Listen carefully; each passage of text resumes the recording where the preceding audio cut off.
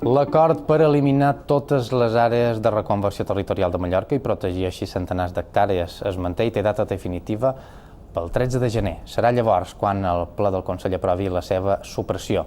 Aquest ha estat l'anunci que la presidenta del Consell de Mallorca ha fet durant la tradicional Copa de Nadal. Armengol opina que es tanca un any difícil per la situació econòmica, però positiu perquè s'han arribat a consensos amb l'oposició.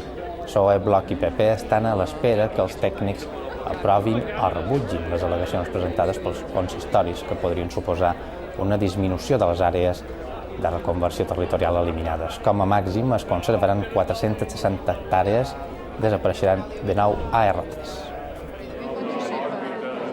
Aquest acord inicial se durà amb aprovació definitiva el dia 13 de gener i a l'espera, repetesc, dels darrers estudis que s'han de fer per part dels grups polítics. La nostra voluntat és, evidentment, que aquest pla territorial acabi sent allò que volíem que fos a principi de legislatura, quan parlaven d'un urbanisme transparent, un urbanisme sostenible. Vamos a ver qué nos dicen los técnicos, vamos a estudiarlo y tenemos el compromiso de que somos un partido coherente y que seguiremos nuestra coherencia con esta línea política que hemos seguido desde la aprobación inicial.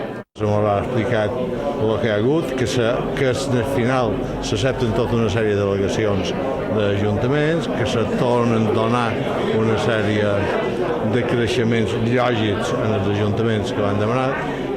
Jo crec que més que negociació ha estat això.